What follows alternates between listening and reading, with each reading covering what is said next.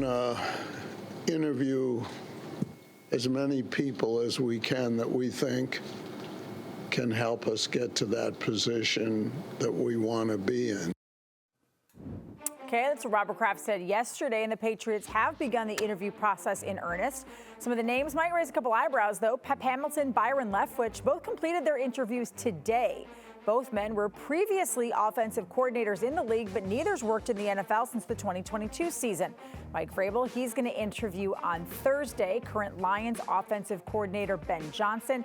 He is yet to formally schedule an interview, though the Patriots have requested permission to speak with him. They have Thursday through Saturday to do so, and they can only do it virtually. Welcome into Arbella Early Edition. I am Trenny Casey alongside our two Patriots insiders, Tommy Curran and Phil Perry. They're on the end, and we have from SI and Amazon, Breer in the middle.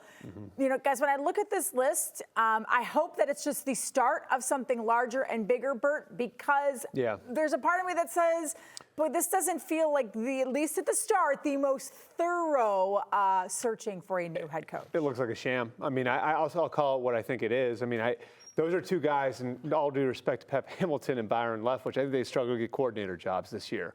And for people who don't know the mechanics of the rule, you have to have at least 2 in-person interviews with diverse candidates, and you are not allowed to interview anybody who's working for a team, playoff or otherwise. Like, you can't bring in like Miami's Anthony Weaver in for an interview until after the divisional round. So the reason you would do this and hustle 2 guys in who aren't working for teams right now is because that's the only way to check that box so you can actually go forward with hiring somebody. This is very clearly flouting the rule. And look, like, we can argue about how valid the rule is and everything else. What gives the Patriots the right to do this? They haven't had a legitimate coaching search in 25 years. The Rooney Rule didn't exist 25 years ago. So you can say, like, the rule sucks, and maybe it does, but what gives you the right not to have to jump through all the hoops that everybody else has for 2 decades? Sometimes teams don't jump through those hoops. You do make an excellent point, though, the fact that the Patriots have not engaged in one, really, since the Rooney Rule was brand new, out of the package in 2000 with Bill. So, I mean, I look at it as it's a flawed rule. Yeah. Teams are going to have a preference on who they're going to hire, and it's been tweaked. It will probably be tweaked further, and there's a lot of representation among black candidates and GMs and coaches right now. There has to be a point at which you start to say, have we achieved what we were trying to achieve? There has to be an end point to the goal, but Albert's exactly right.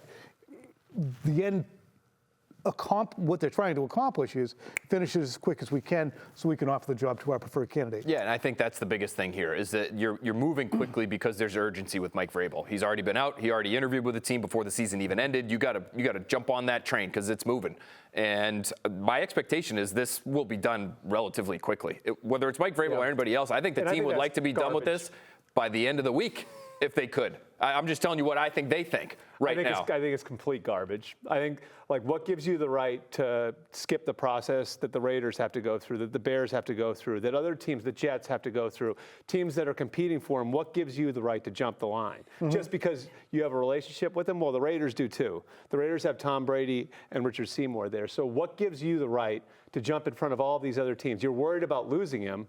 Well, if you have that strong relationship with him, you shouldn't be worried about losing him. You should go through the whole process like the Chargers did last year when they knew they were going to hire Jim Harbaugh, probably from the jump. They still interviewed 15 head coaching candidates. They interviewed 9 general manager candidates. The Spanoses would tell you now that they're a better organization for having gone through that, and Jim Harbaugh has actually benefited from from them going through that. It doesn't, again, it's like putting yourself in a different light. We're not subject to the rules, which this organization, we should note, has had problems with in the past. So I guess my issue, guys, is less about the Patriots' right and what they can do, because NFL teams flout rules all the time, especially when it comes to hiring processes, right? For me, Phil, my bigger frustration with how this is playing out, and if you're correct, and I have no reason to believe that you wouldn't be, that they want to have this all wrapped up with Mike Vrabel by the end of the week. What happened to the process? What happened to learning things from other coaches? What happened to going and digging and making sure that this is the right choice, not just saying, here's another new shiny object, and we didn't talk to anybody else? Like, you're not going through the process that I think is this organization desperately needs to go. I think they would probably say something along the lines that they'd like to try to strike a balance of talking to people. Ben Johnson on Zoom, right? He's not even able to be in person with them until whenever the Lions are done. and talk to a handful of people until you get Vrabel in here, and then you feel like, okay, well, we've talked to our number one guy. We really like him. I think that's human. I don't fault them for having a favorite going into it. And then you wonder if he's going to go somewhere else, and he goes out and talks to Tom Brady and actually gets something done out there because the Patriots are kind of playing with their food because they want to see what's best for their organization. They want to go through the full process. And Vrabel's already done Chicago, New York, and whatever comes after the Patriots, if that's the way the timing plays out. So Vrabel does have leverage here, and I think it would be well within his rights because this is the NFL and because this is a business for him to say, listen, Robert, Jonathan, I love you guys. I got a great relationship with you guys, but I got to do what's best for me. And if I'm waiting around and you guys suddenly, and I'm just waiting around because I got a good relationship with you, and in the meantime, you fall in love with Ben Johnson, how's that help me? I would love to work for you. I want that job. So that's the problem. That's the issue. That's, I think, where things, your thoughts, I think, are totally valid, Bert, but I think that's where you kind of run into a speed bump. Is Vrabel has leverage too. They're cutting the line. I'm just going on the straight logic of it, as opposed to the very good points you're making. I'm like, well, they already know who the guy is. They already know who they want. They would have perhaps interviewed and hired him last year if they had the opportunity, but they were already down the aisle with Gerard. So I get why they're doing it this way. But all your points are very valid that counter that. I'm just looking at, well, you know. I mean, but again, isn't it, Tom, is it not the rules don't apply to us? Because the Raiders might really like Mike and they have a relationship with him. Why are the Raiders subject to the rules? Yes. You're right. They are flouting the rules, but I see the rules flouted so frequently with the Rooney Rule itself that it's de rigueur. It's the MO. It's how it goes. And I think that you do. If you look, you guys don't remember Filene's Basement, but every time they had the Filene's Basement, okay, good. I do. Every year the Filene's Basement wedding dress thing, and they'd all go sprinting through the door. If they can get through the door and get the best dress for the lowest money, boom, do it. Yeah, I just, again, I think that there is good that can come out of the search. Again, I've been really big on this. I think they're way behind in the way the football operation works. I'm being naive in saying that it's not gonna help the Crafts to hear what Liam Cohen has to say. I think that part of it, I think, carries more weight, quite frankly. I think the Rooney Rule thing, that ship has kind of sailed. Teams just are checking boxes every year, and it is a flawed rule. And so if your number one point is they should be hearing from other people to learn more about their team and to learn more about the process and other individuals across the league, that to me is the bigger issue, quite frankly, of going through this as quickly as they may and be. I think that's a huge part of it is that they haven't done this again in 25 years, and there's a lot that you can learn from going through a full process about what you do right, about what you do wrong, about where you're behind. I think in a lot of ways they're still stuck in 2005 because of the way that Bill ran this place, and a lot of that is on Bill, right? You've done a great job articulating how far behind they are. They're driving a 2005 Volvo. Right, and so and I think to some degree too, the people who came into Tennessee over the last couple of years thought it was a little behind there too. So I think you're giving. If Mike Vrabel's the coach, and I think he's the number one candidate, don't get me wrong, I think he'd be a great hire. I think you're going to give him a much better situation if you go through a full 2-week process and you get to see the way their teams are doing it, and you get to see what you're up against, and you get to see where you can build your operation out, rather than just hiring him to go for some PR win on Thursday because the owner doesn't like the way that he's being perceived right now. Well, one thing that might throw a wrench in the Patriots' plans, the Raiders. That opening should raise some eyebrows around here, especially when it comes to the guy we keep talking about, Mike Vrabel. Adam Schefter tweeting this. Raiders limited owner Tom Brady is expected to be part of a collaborative committee to interview head coaching candidates and support team owner Mark Davis, per league sources. One thing, Curran, I think that could slow this thing. Oh, sorry, really quickly, I forgot about this. And I even have it written in my notes, full screen next. There are 6 teams with head coaching vacancies in the NFL. Raiders, Jets, Jaguars, Bears, Saints, and of course the Patriots on there. But the Raiders is one I want to pay attention to because let's say Mike Vrabel interviews with the Patriots on Thursday and they make him an offer, but the Jets get him on Wednesday, or sorry, the Raiders get him on tomorrow. They hurry up and sneak him in. Or they get him first thing Friday morning and Vrabel says, you know what, it's Brady. I want to listen to what my buddy Tom has to say on Friday.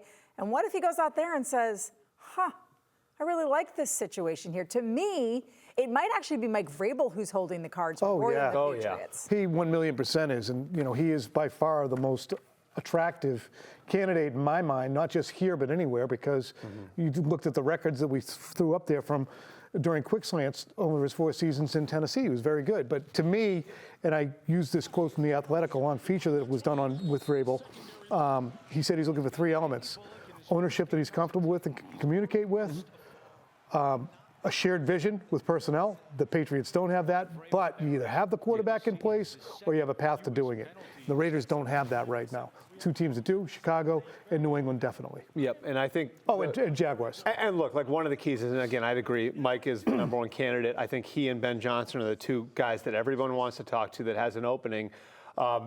There's not a perfect opening. I mean, generally there won't be because good jobs don't come open. This isn't like a great job. Neither are the other five that are open, right? Like there's going to be imperfections to every opening, and I think a lot of times for candidates who are in demand, it's what flaw can I wrap my head around? Should people sweat the Raiders for Mike? Yeah, the Raiders have been like.